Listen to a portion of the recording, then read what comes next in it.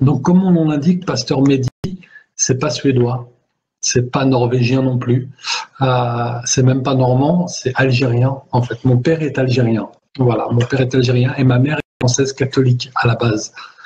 Donc, je suis né en 1980, donc il y a très longtemps. Vous voyez quelques cheveux gris par ici, par là. Hein. C'était il y a bien longtemps. Voilà.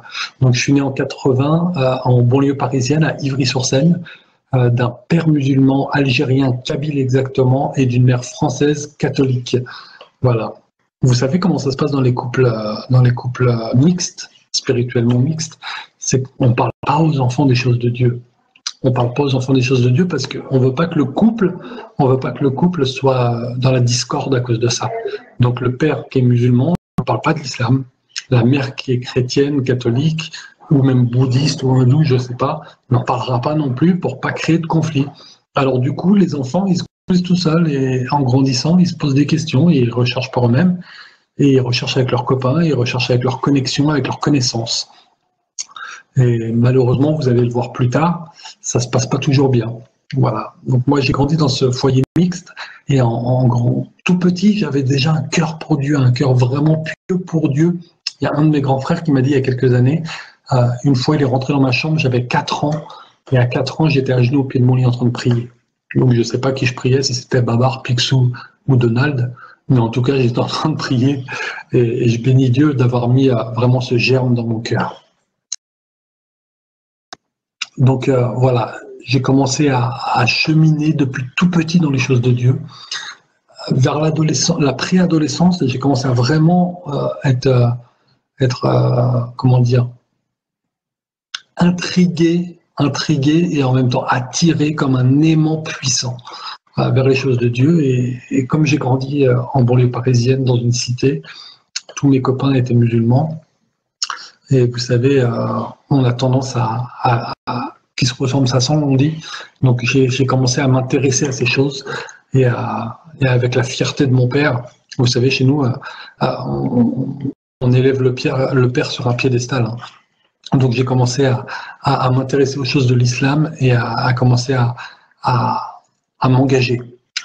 À l'âge de 14 ans, le jour de mon anniversaire de mes 14 ans, j'ai dit à ma mère, je ne veux plus qu'il y ait de porc dans la maison. Et je veux être musulman et je veux être pieux, je veux suivre l'islam. Et je veux plus du tout de porc dans la maison, je veux plus qu'on s'occupe de ça. Et donc ça a commencé comme ça, j'avais 14 ans, le jour de mon anniversaire de mes 14 ans, on était en province à l'époque. Et donc on était parti en province quelque temps.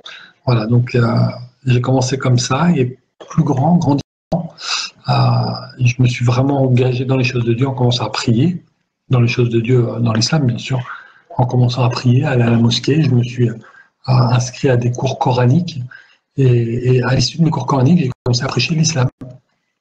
Pas dans les mosquées, mais dans les rues, dans les marchés. Je faisais, pour ceux qui habitent à Paris ou dans les grandes villes de France, ou d'ailleurs, vous voyez souvent dans les marchés de banlieue, dans les marchés populaires, des musulmans prêcher l'islam en demandant des offrandes et en faisant la quête pour construire des mosquées ou pour l'amélioration des mosquées. Et donc c'est ce que je faisais. Et je m'étais fait un plaisir particulier, c'était de convertir les chrétiens à l'islam. J'aimais beaucoup ça parce que je trouvais que les chrétiens ils étaient perdus. Voilà. Je vous le dis en vérité et je vous le dis avec toute la honte que j'ai sur le cœur et avec tout le respect que je vous dois, frères et sœurs. Pour moi, un chrétien, c'était quelqu'un qui mangeait du porc, qui buvait du vin et qui allait en enfer. Voilà, c'était réglé, c'était radical. J'avais pas d'autre vision. Pour moi, un chrétien, c'était ça. Et donc, je me faisais le plaisir de pouvoir aider ces gens à connaître la vérité, ce que je croyais être la vérité. Et donc, je faisais ça, et puis petit à petit, en étudiant le Coran de plus en plus, je me suis rendu compte qu'il y a certaines choses qui me manquaient, que je ne comprenais pas et que le Coran ne répondait pas à mes questions. Par exemple, moi j'aimais Dieu sincèrement. J'aimais Dieu sincèrement, d'un cœur avide d'amour pour lui et d'un cœur avide d'amour de lui. Mais quand je lisais le Coran, et malgré les études coraniques, et malgré le savant qui m'expliquait ce que c'était le Coran, je retrouvais pas le retour de l'amour. Moi, je l'aimais, mais lui, ne me disait pas qu'il m'aimait. Vous savez, sur Terre, il y a à peu près 82% de la population mondiale qui croit en un Dieu.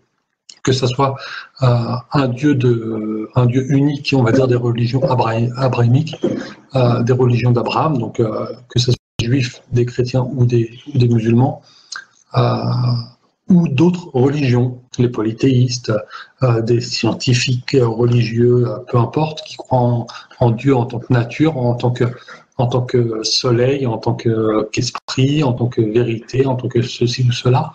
82% des gens sur Terre croient que Dieu croit en un Dieu, croit en une puissance supérieure. Donc je n'étais pas unique dans ce cas-là. Et vous n'êtes pas unique non plus dans ce cas-là. Mais combien, sur ces 82%, savent que Dieu les aime personnellement? Combien le savent? Et ça me travaillait, moi. Moi, je l'aime, mais est-ce que lui m'aime? Est-ce qu'il me connaît, moi? Mehdi. Je m'appelle Mehdi, est-ce qu'il me connaît, Mehdi? Et je me posais ces questions. Et parallèlement, je commençais à... Je tempère mes mots parce que j'ai eu quelques commentaires sur Facebook qui m'ont demandé de tempérer certains mots. J'ai commencé à devenir, entre parenthèses, radical. Radical dans le sens où, pas dans le sens où j'ai fait des attentats ou quoi que ce soit, mais dans le sens où j'avais l'intention de le faire. J'avais l'intention, l'envie. Mon désir était de mourir pour Dieu. Je ne parlais pas aux chrétiens, je ne parlais pas aux juifs. Par exemple, à l'époque, je travaillais en tant que gardien d'immeuble, je distribuais le courrier dans les boîtes aux lettres, mais je le faisais que aux gens qui avaient des noms arabes, parce que je supposais qu'ils étaient du coup musulmans. Tous ceux qui avaient des noms juifs ou chrétiens, je leur donnais pas le courrier, j'allais au travail en djellaba. Vous savez, les grandes tuniques musulmanes. Donc voilà, je portais la barbe très longue, j'avais les cheveux rasés, j'avais posé sur mon bureau un Coran, et donc on savait tout de suite à qui on avait affaire. Et donc voilà, j'ai commencé à devenir extrémiste dans ce sens-là. J'ai un jour, et je demande pardon à ma mère et je demande pardon à Dieu encore aujourd'hui, et chaque jour je le fais. Un jour, ma mère m'a posé une question. Elle m'a dit, voilà, à mon travail, il y a un musulman qui vient régulièrement et il ne me parle pas, il parle à mon responsable, mais il ne veut pas me parler à moi. Il ne me regarde pas dans les yeux. Et je lui ai dit, est-ce que je pensais être vraiment à la vérité dans le fond de mon cœur, et je demande encore pardon à ma mère, pardon à vous et pardon au Seigneur. J'ai osé lui dire un jour que tout ce qui n'est pas musulman mérite la mort. Donc si tu n'es pas musulman, il n'a pas de raison de te regarder parce que tu vas mourir. Tu es condamné. Il n'a pas de raison de te regarder. Voilà, donc encore une fois, et encore, je pourrais jamais le dire assez, mais encore pardon pour ça. Mais voilà, donc voilà la radicalisation comment moi je l'ai vécu. Personne ne m'a radicalisé. J'incrimine personne, ce n'est pas un imam, ce n'est pas un savant, ce n'est pas une mosquée, ce n'est pas des amis, c'est moi-même tout seul, par ma lecture et par ma compréhension du Coran personnelle. Voilà. J'avais l'intention de mourir en martyr. Ma compagne de l'époque avait très peur de ça, d'ailleurs, elle me l'a révélé après, elle m'a dit je pensais un jour que j'allais me lever, que tu serais plus là et que tu serais parti en Afghanistan. À l'époque, c'était l'Afghanistan, pas la Syrie. Et donc, voilà, voilà où j'en étais, quoi. Donc, je reprends sur mon cheminement. Donc, je grandissais dans l'islam, mais plus je grandissais dans l'islam, plus je grandissais dans le questionnement. Pas le questionnement de Dieu, j'ai jamais douté de Dieu, mais je doutais de la doctrine, en fait. Je doutais de cette doctrine, les prières. Je me disais, par exemple, je récite des versets du Coran, c'est très beau.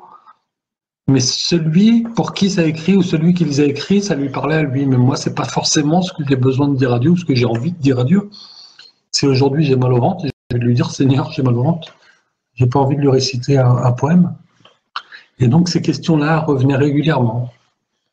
Et donc j'ai commencé à douter, encore une fois, de la doctrine, mais pas de Dieu. J'ai repris contact avec des gens de ma famille qui étaient des hindous, une branche de l'hindouisme. Et donc j'ai repris contact avec ces personnes et là j'ai été confronté à une chose que je ne connaissais pas du tout. À cette chose, elle s'appelle l'amour. Cette chose, elle s'appelle l'amour. C'est-à-dire que c'est des personnes qui aiment Dieu à un point que même quand ils pêchent, même quand ils font des choses très graves à l'encontre de Dieu même, ils se disent, si Dieu permet que je le fasse, c'est parce qu'il m'aime. Et donc, j'ai été confronté à ça et je remettais ça en en parallèle avec un petit peu ce qui se passait dans mon esprit. Moi, j'aime Dieu, mais voilà, lui, est-ce qu'il m'aime? Alors eux, ils disaient, ouais, il nous aime tellement qu'on peut tout faire parce qu'il nous permet qu'on l'aime. Et donc, j'ai commencé à lâcher la prière, le ramadan, etc. Et à m'intéresser un petit peu à ces choses-là. Pour ceux qui connaissent un petit peu en France, ça s'appelle ce qu'on appelle les Hare Krishna. Voilà, en France, on dit que c'est une secte hindoue. En Inde, c'est la majorité de la population, donc là-bas, ça s'appelle pas une secte, ça s'appelle une religion. Et, donc j'ai commencé à m'intéresser à ces choses-là. Je suis parti en Inde plusieurs fois. J'ai étudié les textes sacrés hindous, donc on appelle ça les Védas, le Srimad Bhagavatam, le Bhagavad Gita, etc. Plusieurs textes. Donc j'ai étudié ça et je me suis intéressé à ça plusieurs mois, voire plusieurs années. Mais dans mon cœur, j'étais un musulman quand même. Lorsque je devais m'adresser à quelqu'un et prêcher l'amour de Dieu et prêcher Dieu, je parlais de l'islam. Quand j'avais un verset qui devait venir, c'était l'islam. Quand je devais dire quelque chose de pointilleux, c'était sur le Coran. Donc l'islam était toujours dans mon cœur et malgré que ma pratique n'était plus la pratique islamique, mon cœur était toujours islamique, était toujours musulman. Donc j'ai continué comme ça, voilà, quelques années, ça se passait. Et je continuais toujours à convertir des chrétiens à l'islam. Un jour, j'ai rencontré un homme. Maintenant, je le considère comme un ami. À l'époque, je le considérais comme une connexion, comme une connaissance, comme une âme à sauver pour ce que je croyais être le sauveur, pour celui que je croyais être le sauveur. Donc, j'ai rencontré un homme du cirque, qui devait partir faire des études bibliques pour devenir pasteur. Et donc, je l'ai rencontré avant qu'il devienne pasteur. On a discuté pendant plusieurs semaines. Et puis un jour, il m'a téléphoné, il m'a dit voilà, mon cousin, je suis parti à mon école biblique. Si tu veux venir me visiter, viens avec plaisir. Et moi, je devais partir à Paris travailler à ce moment-là. J'habitais en province et j'étais parti de Paris. J'habitais en province et je devais partir travailler à Paris pendant 15 jours. Et sur le chemin, son école biblique s'y trouvait. Et donc, je lui ai dit, je vais m'arrêter, on va discuter ensemble. On va manger et pas de problème. J'y suis allé et c'était un coup fourré, je vous le dis en vérité. Vous qui êtes au téléphone et vous qui êtes sur Internet, c'était un coup fourré carrément. J'y suis allé en pensant pouvoir discuter avec lui et pouvoir continuer à le travailler et à lui dire qu'il était perdu dans ces choses chrétiennes là. Parce que j'étais convaincu qu'il était perdu là-dedans. Et donc, j'y suis allé, et là, il était là, lui, et plusieurs de ses camarades, les différents écoliers, on va dire, de cette école biblique. Ils étaient tous là ensemble, ils m'ont témoigné les uns après les autres de l'amour de Jésus-Christ dans leur vie. Ils m'ont témoigné de l'amour de Jésus-Christ, et je me rappelle comme si c'était ce matin, et je vous le dis en vérité, je les ai regardés, et j'ai trouvé ça vraiment beau, pour eux, mais moi, ça m'a rien fait. Moi, ça m'a pas travaillé mon cœur. Des hommes braves, des hommes forts, des hommes physiquement forts, costauds, des hommes fiers, qui avaient une apparence fière, on va dire. Mais moi, personnellement, ça ne me touchait pas ce qu'ils racontaient. Il y en a, il m'a dit, moi j'étais alcoolique. Depuis que j'ai 12 ans, je suis alcoolique et le Seigneur m'a sauvé. Bah, c'est bien pour toi, mais moi, j'ai jamais bu une goutte d'alcool de ma vie, je m'en fous. Il y en a un autre qui m'a dit, moi j'étais un voleur. Bah, pas moi, donc ça me touche pas. Et voilà, donc leur témoignage à eux, j'ai trouvé ça très beau pour eux. J'ai trouvé que c'était un très grand pas pour eux, que Dieu avait fait quelque chose de bien pour eux, mais c'est pas ça qui pouvait convertir mon cœur. Et donc, je leur ai donné un défi, un petit peu.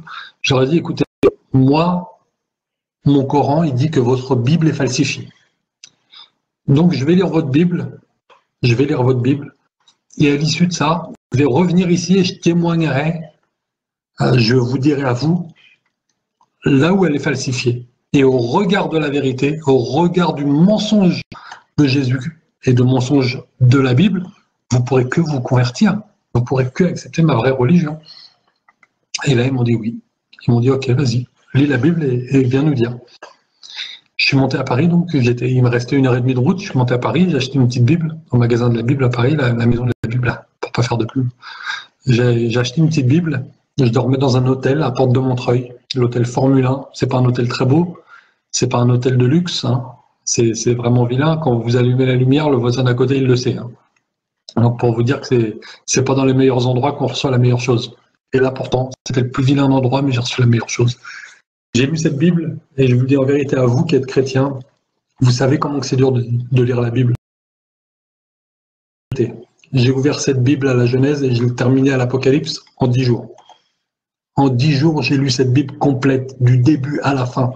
Et chaque page que je tournais dévoilait ma vie.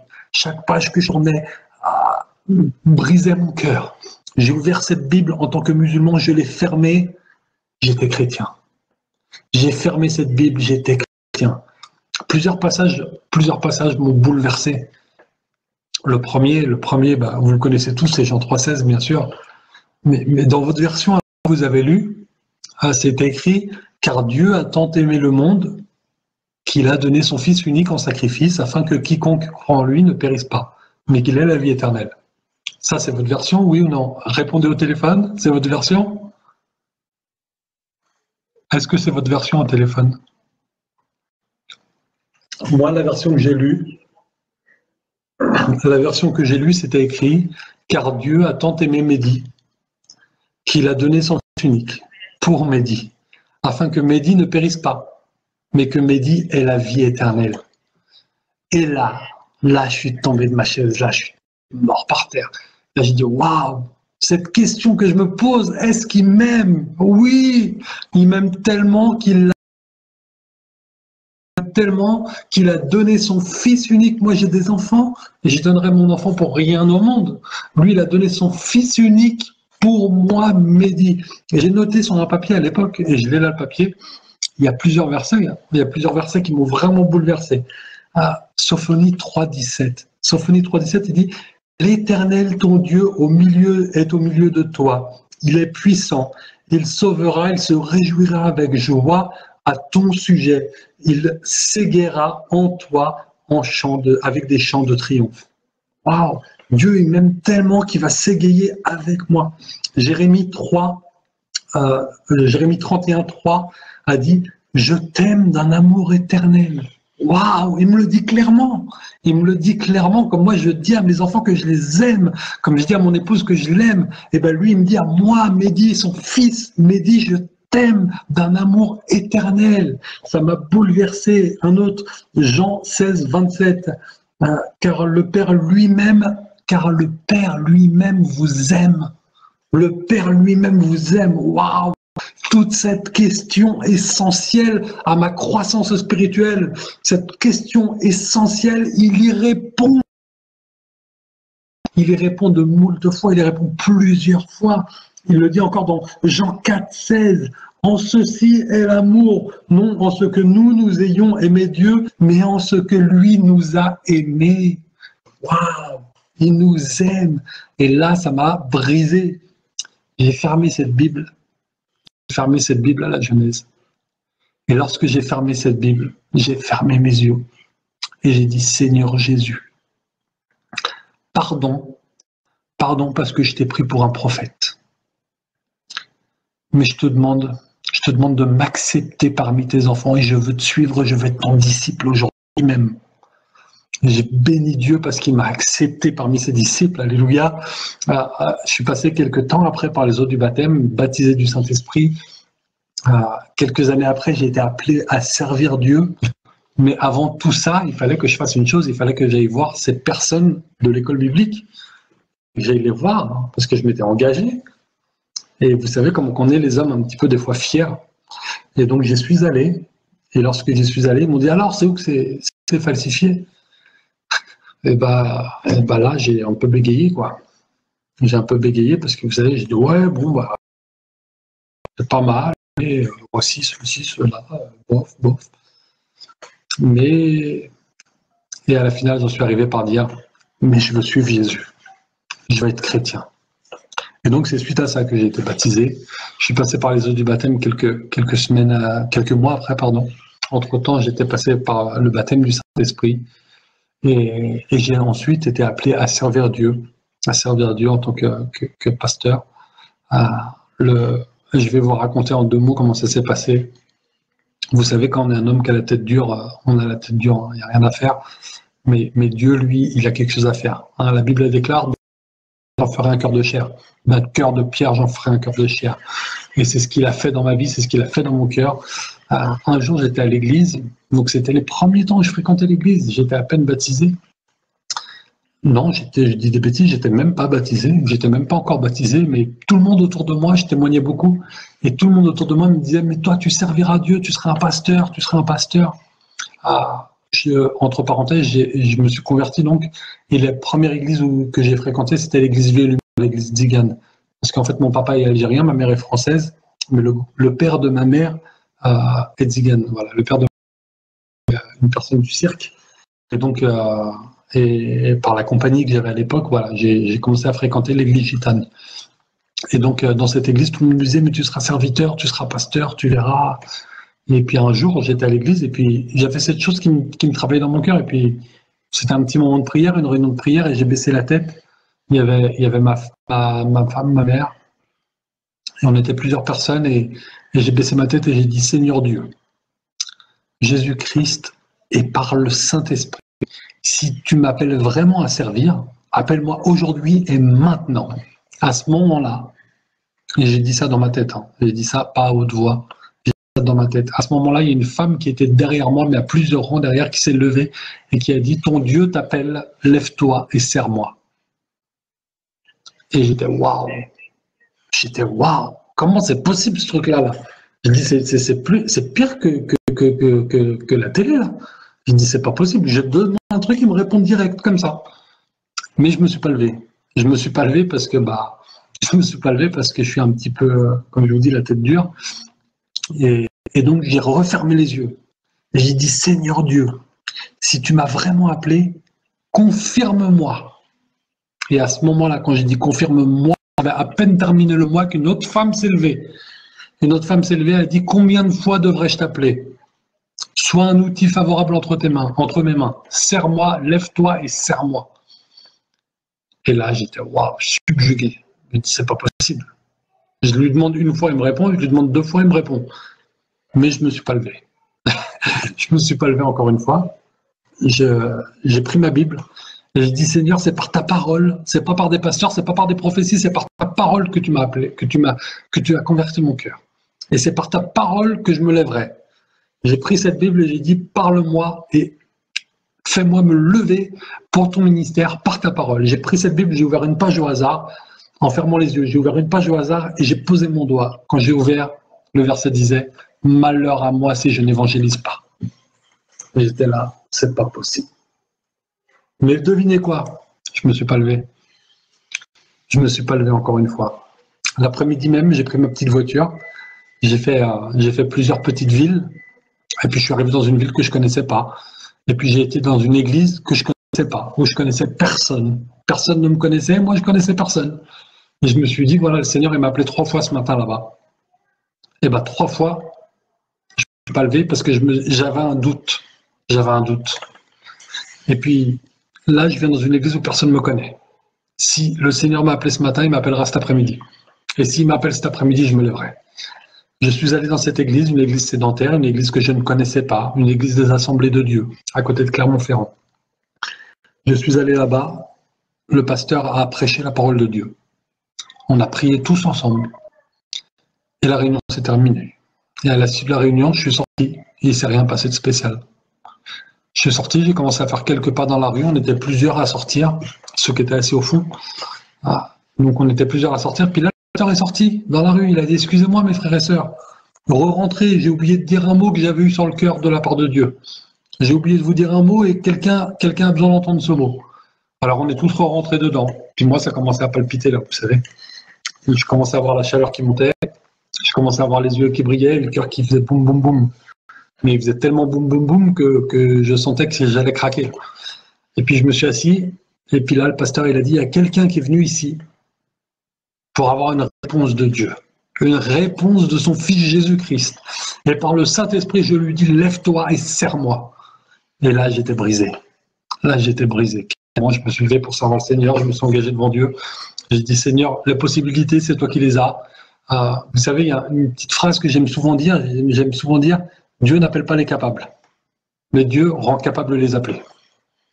Et c'est ce qu'il a fait. Moi, j'étais pas capable, je vous le dis en vérité, j'étais pas capable de retenir un verset, j'étais pas capable de faire une prédication, je suis pas un commercial, j'ai pas fait de grandes études de commerce, je suis pas capable de convertir des cœurs, je suis pas capable de vous faire changer d'avis aujourd'hui. Si vous êtes par exemple musulman, je ne suis pas capable, moi, Mehdi, de vous faire devenir chrétien. Si vous êtes hindou, je ne suis pas capable de vous faire devenir chrétien. Si vous êtes athée, je ne suis pas capable de vous faire devenir chrétien. Mais le Seigneur, lui, peut le faire. Le Seigneur peut le faire.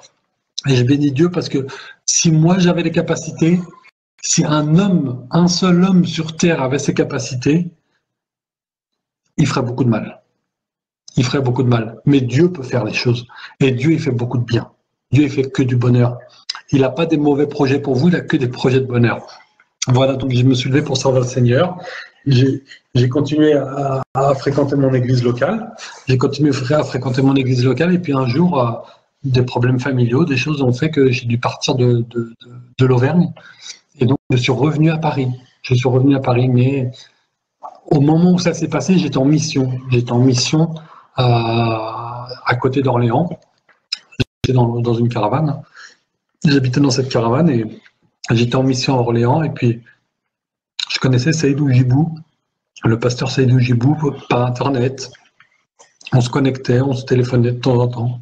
Je l'avais vu une fois ou deux à Paris, mais rapidement. Et puis un jour, je l'ai appelé, je lui dis voilà mon frère, j'ai tel problème. Qu'est-ce que je dois faire? Qu'est-ce que je dois faire? Il m'a pas répondu, il m'a dit frère, prie, demande à Dieu. Et je demandais à Dieu. J'étais dans ma petite caravane, j'avais mes enfants avec moi et ils dormaient. Et moi, c'était une nuit, je priais, je disais Seigneur, réponds-moi. Qu'est-ce que je dois faire? Et il s'est rien passé, ça me répondait pas. Je me suis levé le matin et j'avais un petit message du frère Saïd Djibou qui me disait libère-toi. Je me disais qu'est-ce que c'est libère-toi? Je demandais à Dieu qu'est-ce que c'est libère-toi? Qu'est-ce que c'est libère-toi? Je dois me libérer de quoi? Je suis pas enchaîné, je ne drogue pas, je bois pas, voilà. Qu'est-ce que je suis pas enchaîné moi? Je joue pas au jeu, voilà. Mais si j'étais lié à une mission. J'étais lié à une mission et pas à Dieu. J'étais lié à une mission et pour moi, l'esprit de cette mission avait même presque plus d'importance que l'Esprit Saint. Et je demande encore pardon à Dieu. Voilà. Donc, j'étais là et je regardais ça et le Seigneur me répondait dans mon cœur, libère-toi de cette mission et prends la mission que moi j'ai pour toi. J'ai pris ma petite caravane et mon petit camion, j'ai pris mes enfants, je les ai mis sur les sièges et puis je suis monté à Paris. Alors je vous dis, je suis monté à Paris, j'avais pas d'appartement, j'avais pas de travail. Moi, je travaillais un petit peu en libéral, on va dire. Je faisais un petit peu les marchés, je faisais un petit peu toutes ces choses-là. Et donc, je suis monté à Paris, j'avais rien du tout. Je connaissais personne. J'avais 2-3 copains de l'époque, mais j'avais plus de famille à Paris. Je suis à Paris. Il y a une sœur, entre-temps, qui m'avait envoyé un lien d'une annonce Le Bon Coin pour un appartement. Voilà, c'est tout ce que j'avais. J'y suis allé. J'ai rencontré le propriétaire et son épouse. Je bénis Dieu pour ce couple de chrétiens qui sont vraiment, qui ont été d'un grand secours et qui le sont encore aujourd'hui. Je ne sais pas s'ils sont là, s'ils regardent ou s'ils écoutent ce soir. Monsieur Gauthier et son épouse, vraiment, que Dieu bénisse ce couple. J'ai été visiter cet appartement et j'ai dit, voilà, qu'est-ce qu'il faudrait pour avoir cet appartement? Il m'a dit qu'il faut 3 fois, en salaire, il faut 3 fois le montant du loyer. Moi, je ne les avais pas, j'avais même pas une fois de toute façon. Et il m'a dit, il faut un garant. Il faut un CDI. Voilà. Et tout ça, je ne les avais pas moi. Et je lui dis, et je lui ai dit en vérité avec mon cœur, je lui ai dit, voilà monsieur, moi je viens à Paris, je ne suis pas un adolescent et je viens pour chercher du travail, je veux acheter un restaurant à Paris, parce que j'étais restaurateur pendant une période, et donc voilà, je veux acheter un restaurant, je suis à la recherche d'un restaurant, d'un local, etc. J'ai pas tout ce que vous demandez, mais j'ai une parole, et voilà, je suis un disciple de Jésus, et ce que je donne, c'est ma parole en tant que disciple de Dieu. Et cet homme-là, il m'a serré la main, il m'a dit, bah, c'est bon, alors, vous avez l'appartement. C'est un appartement à Issy-les-Moulineaux, porte de Versailles. Pour ceux qui connaissent, c'est un quartier très huppé. C'est un très, très beau quartier de Paris. Et donc, j'ai eu la chance et le bonheur de rencontrer ces gens qui appartiennent au Seigneur et qui m'ont permis d'avoir cet appartement. Mais une fois que j'étais là, j'avais toujours pas de travail. J'étais inscrit sur un site intérimaire d'intérim ADECO, ça s'appelle. J'étais inscrit sur ce site, mais j'avais pas encore de travail, j'avais rien. J'avais pas d'église, j'avais pas de nouvelle assemblée, j'avais plus rien. Et puis je me demandais, mais qu'est-ce que le Seigneur il m'a préparé, quoi? Qu'est-ce que le Seigneur il m'a préparé? Et dans mon cœur, ça me disait, tu as fait partie d'une assemblée communautaire. L'assemblée de Zigane, tu prêches aux Ziganes. Mais toi, c'est vrai que tu as une petite partie de Zigane, mais la majorité de ton témoignage, il n'est pas là. La majorité de ton témoignage, il est au Maghreb et au Moyen-Orient. Donc tu vas aller servir là-bas. J'ai été servir là-bas, mais ici. C'est-à-dire que je m'adresse aujourd'hui aux Maghrébins en France, à mon ancien, enfin à mon peuple toujours, mais à ceux avec qui j'étais frère et sœur dans l'islam. Aujourd'hui, je m'adresse à eux en Christ, en France. Donc, je me suis engagé avec Seydou Djibou dans l'UNACF, l'Union des Nord-Africains chrétiens de France. Pour ceux qui connaissent, ça s'appelle la Casbah. Donc voilà, je suis serviteur avec Seydou Djibou, avec sa femme Fatima. Donc, on fait des conférences. D'ailleurs, je vous invite tous, partout où vous êtes, à venir à Paris, à Boulogne-Billancourt, à l'assemblée qui s'appelle le Point du Jour, au mois d'avril, mi-avril, vendredi, samedi, dimanche. Je crois que c'est vers le 15 avril à peu près. Il y a la rencontre européenne des Nord-Africains chrétiens. Ça va être une chose énorme. Il va y avoir plusieurs milliers de personnes, j'espère, qui vont être là. C'est la 3e séance. Il y a 2 ans, on était dans Paris, au milieu de Paris, à la place de la Bastille, à côté de la place de la Bastille. Il y a eu beaucoup de personnes. Il y a eu des débats avec des musulmans. Il y a eu des choses super.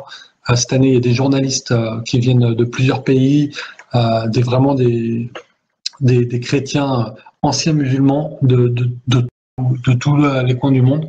Donc, je vous invite tous à venir. Donc, je me suis engagé dans ce ministère avec Seydou Djibou. J'ai la chance de pouvoir témoigner et de pouvoir prêcher la parole dans de grandes assemblées, dans de petites assemblées, dans des cellules de maison, dans des petits groupes de maison.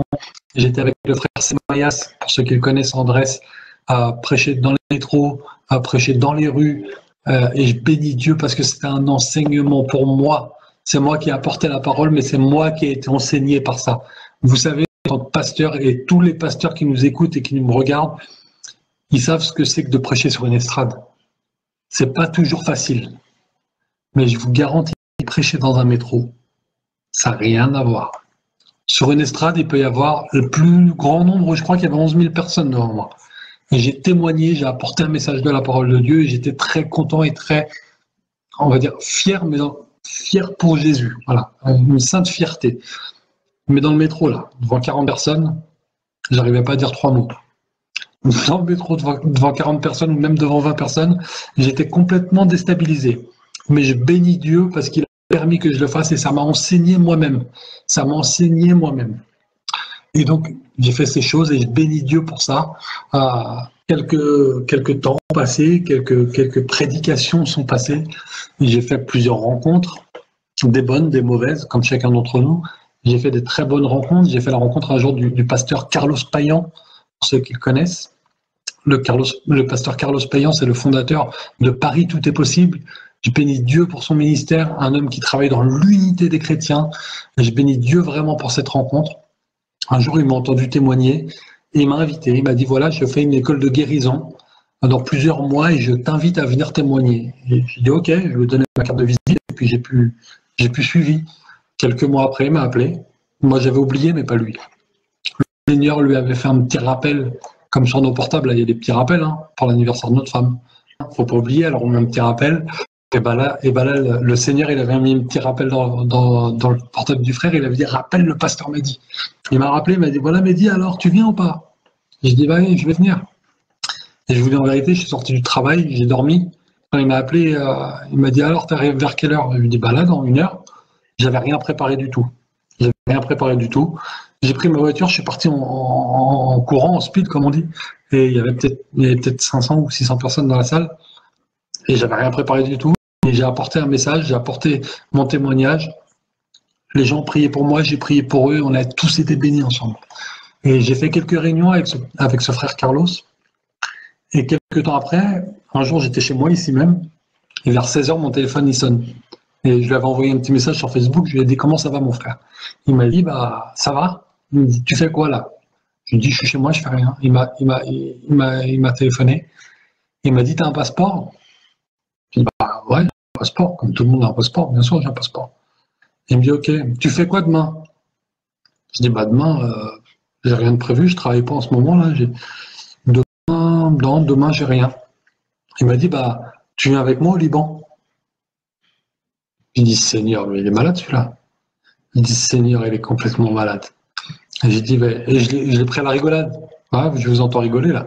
Je l'ai pris à la rigolade comme vous et j'ai dit, bah ouais, viens moi. Je viens, allez, je viens. Il me dit, ok, bah envoie-moi une photo de ton passeport, je prends un billet. Hein. Je dis, ok. J'ai raccroché. Et puis j'ai dit, Seigneur, qu'est-ce qu'il me raconte celui-là? Et puis le Seigneur, là, ça n'a pas mis de temps. Là, directement, le Seigneur, il m'a dit, quand tu prêches, je te dis, allez au-delà de la Samarie. Et ben là, va au-delà de ta Samarie. Sors de ton salon, sors de tes estrades, sors de ton petit confort de Paris et va prêcher au-delà de la Samarie. Et j'ai dit, Seigneur, si j'y vais pas, je pourrai plus jamais prêcher la parole de Dieu. Si j'y vais pas, je pourrai jamais demander à quelqu'un de faire ce que moi j'ai pas osé faire. Je pourrais pas. J'ai envoyé mon passeport au frère. Le lendemain à 7h, j'étais à l'aéroport de Roissy. Je suis monté dans l'avion, je suis arrivé là-bas. On a été bénis terrible.